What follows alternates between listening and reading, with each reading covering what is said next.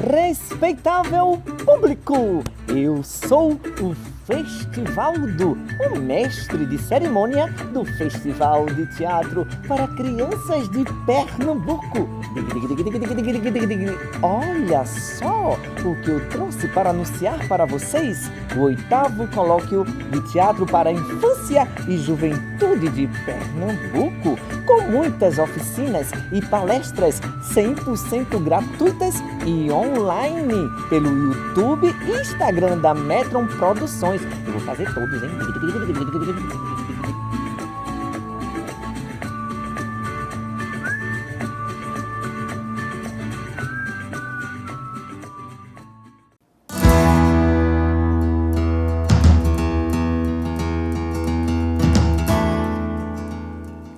Ao abrir dessas cortinas, uma grande magia acontece. Os atores e atrizes se transformam nos personagens que encantam gerações. No episódio de hoje, nós vamos conversar sobre a voz falada para os atores. Sejam bem-vindos à Oficina de Canto para Atores do 17º Festival de Teatro para Crianças de Pernambuco.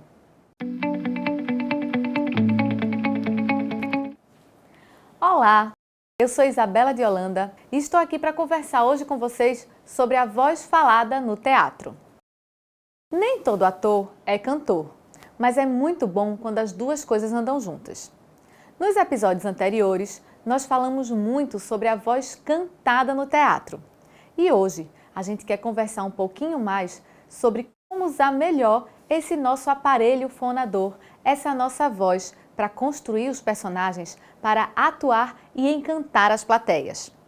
Por isso, vamos ficar atentos a características importantes que o ator precisa desenvolver, como plasticidade vocal, dicção, projeção, e assim fazer melhor o seu papel, o seu personagem.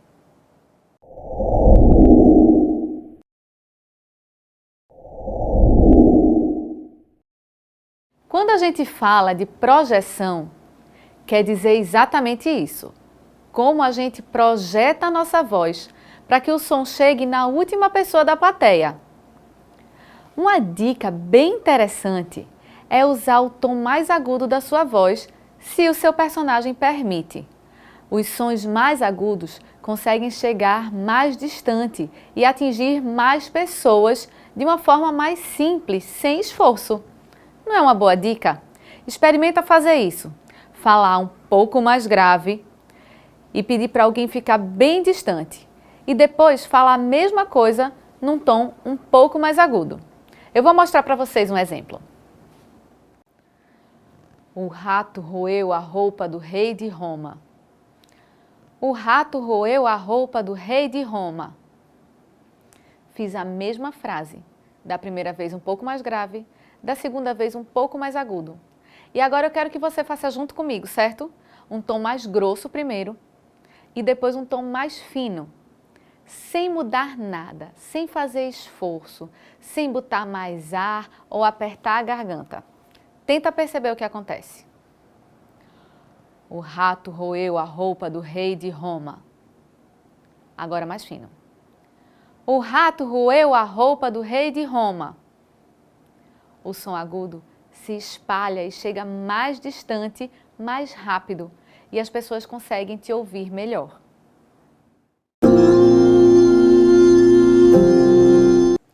Olha só que interessante. Você já viu um violão? Dentro ele tem uma caixa que é oca, e isso faz com que o som se torne mais alto, amplifique. Nós também temos o nosso instrumento, que é nosso corpo. Para que o nosso som amplifique e fique mais alto, a gente precisa ter espaço. E dentro da gente tem vários buraquinhos, vários orifícios que são chamados ressoadores. Eles nos ajudam a fazer esse papel da projeção. Então, o que é que a gente pode fazer? A gente vai abrir espaço dentro da gente. E como a gente faz isso, Isabela? Respirando. Na verdade, inspirando e depois botando esse ar todo que a gente inspirou para fora. Então você vai fazer assim, você vai abrir a sua boca como se você estivesse engolindo muito ar. Olha só, será que você percebeu o que aconteceu? Aqui embaixo, nessa parte das costelas, abriu. Consequentemente, o som também vai ampliar. Vamos tentar de novo? Vamos fazer feito outro exercício. Primeiro, sem fazer isso. Um é longo. É. Agora, abrindo a boca, deixando o ar entrar e fazendo o mesmo é longo. Abriu. É. Sem fazer esforço na garganta, eu consegui amplificar meu som. Então, você pode fazer esse exercício algumas vezes antes de começar a sua atuação, para te ajudar a trabalhar a sua projeção vocal.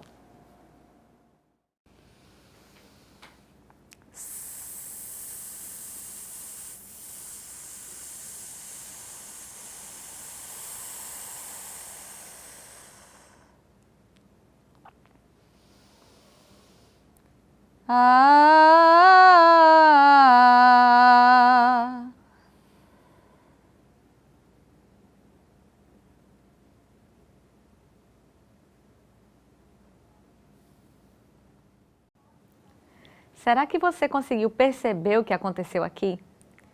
Eu enchi o meu corpo de ar, levantando um músculo bem importante para a nossa respiração, que é o diafragma. E depois disso, eu tentei manter a minha barriga, que é o que a gente está vendo, levantada, sustentando esse livro no alto pelo máximo de tempo possível. Olha só, eu vou inspirar, minha barriga subiu e está deixando o livro lá em cima. E agora eu vou tentar segurar esse livro por mais tempo.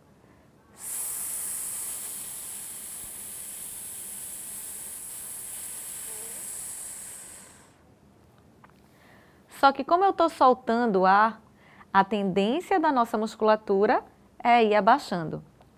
Para a gente poder trabalhar essa musculatura, feito uma ginástica mesmo, e ajudar a gente a ter uma melhor projeção, a gente vai tentar manter esse músculo levantando o livro por um pouco mais de tempo. Esse exercício a gente faz com o livro para poder visualizar melhor o que está acontecendo, mas você pode fazer ele em pé também, certo? Agora eu vou fazer novamente cantando, porque a gente vai tentar fazer isso dessa mesma forma em pé, quando a gente estiver atuando, ou cantando, ou falando, certo? Então presta atenção, vai encher de ar, deixar a barriga grande, cheia, segurando o livro lá em cima durante o tempo do exercício.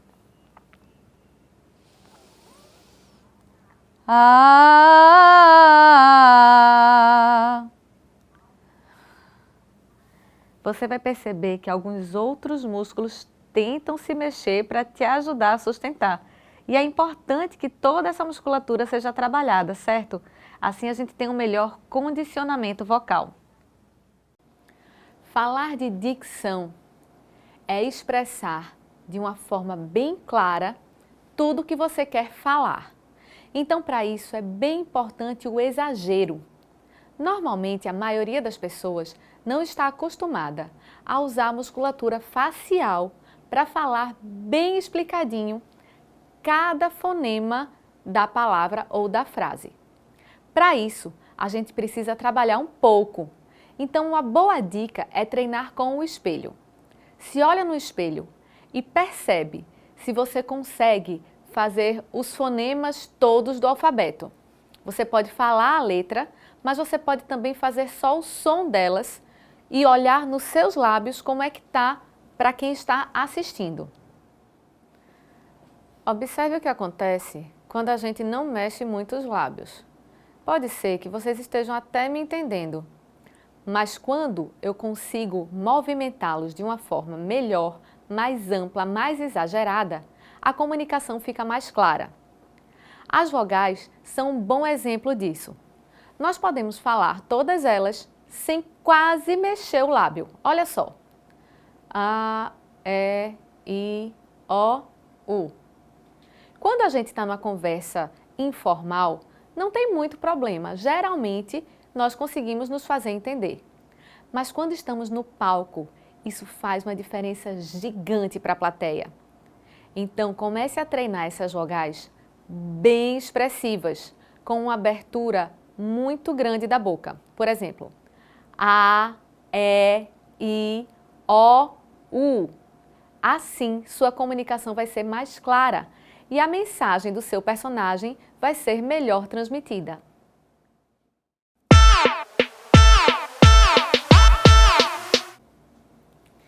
Eu amo falar de dublagem.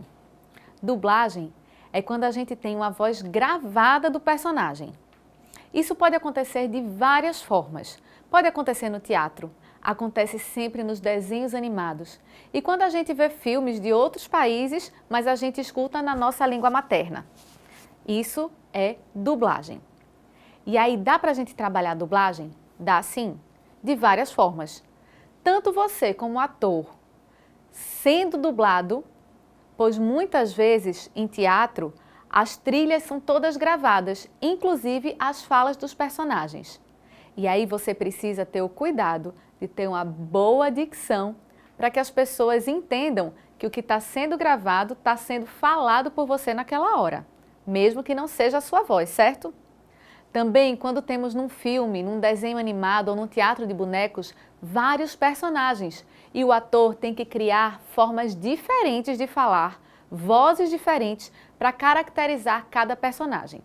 Isso também é dublagem e é um trabalho muito minucioso que não dá para fazer muitas vezes quando tem vídeo, só o ator. Precisa de um grupo que trabalha com edição para juntar o áudio e o vídeo e isso tudo dá certo.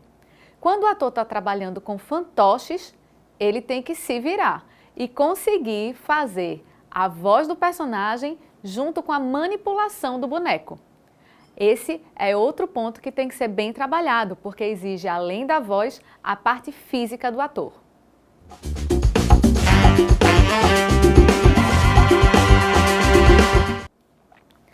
Querem ver alguns exemplos interessantes de dublagem? Por exemplo, o espetáculo O Boi Voador, que é da Metron Produções. Toda a trilha e todas as falas são gravadas e os atores precisam realmente fazer casar o que está sendo tocado no áudio com o que eles estão representando. Um outro exemplo é o Sala de Jantar, que é um espetáculo de formas animadas. Tanto tem atores que estão interpretando com as suas vozes, como tem objetos que se movimentam. E a trilha desses objetos foi gravada previamente por outros atores, que tiveram que fazer várias vozes diferentes que encaixassem com o personagem que eles estavam representando, como a faca, o garfo, o copo. É bem interessante você assistir, porque traz uma ideia bem diferente da dublagem, pois afinal de contas os personagens não falam, não ficam com a boca se mexendo, os personagens objetos nesse caso. Existe ainda mais um tipo de dublagem, que é diferente de tudo que eu venho falando até agora. São os ventrílocos. Eles são atores, são artistas que atuam juntamente com o seu boneco. E eles fazem com que a sua própria boca quase não se mexam, para que a voz do boneco apareça. Eles fazem, obviamente, uma voz diferente da sua própria voz e conseguem trabalhar a dicção de uma forma que os lábios quase não se movimentam, mas você consegue entender tudo que o bonequinho, o personagem, está falando. Ai, ai, ai, ai, ai, ai, ai, ai, ai, que alegria! Um ponto muito importante para os atores e atrizes é conhecer tanto a própria voz que consiga moldá-la ao seu personagem. Isso a gente chama de plasticidade vocal. Assim como o escultor pode moldar o barro, como podemos fazer outros objetos a partir dele, o ator vai tentar fazer isso com a sua voz. Ele precisa ter flexibilidade, maleabilidade, para mexer com a sua voz de acordo com o que ele quer apresentar ao público. Então, qual o caminho para a gente conseguir trabalhar essa plasticidade na nossa voz? O primeiro caminho, a primeira sugestão, é a observação. É muito fácil quando vamos atuar e fazemos um personagem que tem as nossas características. Mas e quando é algo totalmente inusitado? Quando você precisa representar um animal, uma pedra, um extraterrestre. Como como você vai fazer uma voz que tenha a ver com o seu personagem? Você precisa trabalhar a sua plasticidade vocal. Muitas vezes um ator ou uma atriz tem que fazer até vários personagens num mesmo espetáculo. E isso se torna muito difícil se você usa exatamente a sua voz como ela é. Então, o ator e a atriz precisa começar a trabalhar, a mudar, a encaixar a sua voz dentro do seu personagem, de uma forma que só de ouvir a voz, todo o público já reconheça que aquele é o personagem que está falando. Muitos atores e atrizes até conseguem sim fazer vozes bem diferentes para os seus personagens, mas às vezes acabam machucando um pouco a voz, acabam estragando, arranhando. E aí, o que é que a gente faz? Uma primeira dica é, obviamente, fazer um aquecimento vocal antes. E conhecer sua classificação vocal e a sua extensão vocal é muito importante para te ajudar a construir esse personagem. Por exemplo, se você quer fazer uma voz de bruxa, que a gente tem um estereótipo de que é mais aguda, você tem que entender até onde vai a sua tessitura e a sua extensão vocal para poder fazer a voz da bruxa dentro dessa região. Porque assim você não vai machucar a sua voz, você não vai causar nenhum dano ao seu trato vocal. Da mesma forma, se você fosse interpretar uma pedra, por exemplo, poderia imaginar que seria um tom mais grave. Até onde eu consigo fazer um grave com conforto, de forma segura? Se você conhece a sua extensão vocal, você vai conseguir trabalhar essa região e fazer uma pedra, talvez com uma voz mais encorpada. Assim também conhecer o seu trato vocal inteiro, como usar os ressoadores, como fazer com que sua voz cresça ou fique um pouco mais abafada e mesmo assim continue projetando para frente de forma que todas as pessoas da plateia consigam te entender. Esse é um dos caminhos para trabalhar de forma saudável a sua plasticidade vocal.